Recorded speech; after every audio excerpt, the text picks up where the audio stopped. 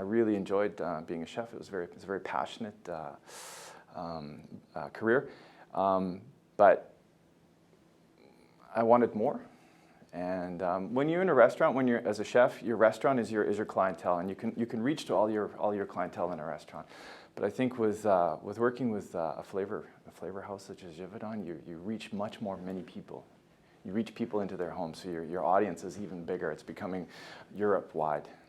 And yeah, that for me gives me a sense of pleasure, a sense of pride that I'm able to reach into people's homes and provide them with a better eating experience. Of course, we have open contact with the customer. We try to understand their wants and needs.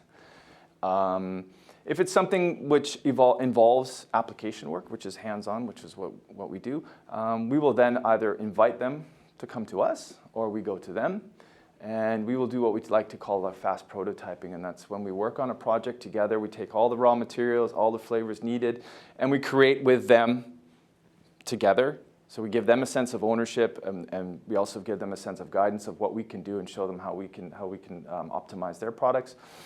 And once we have developed products, we can evaluate them on the spot. If anything needs to be optimized, then we can keep optimizing until the customer is very happy with what we've developed. You know, meeting new people, with this job, you get to travel a lot. You get to see new cultures, new food. I mean, food and culture is such a big part of what I do.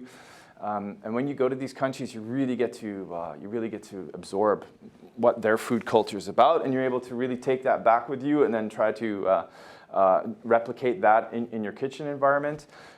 It's customer contact. It's actually working on projects and seeing a project that you've worked on a shelf in a shop.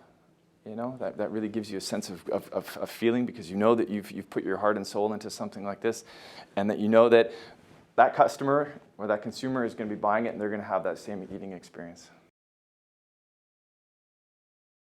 I would have to say something I'm partial to is baked cheese.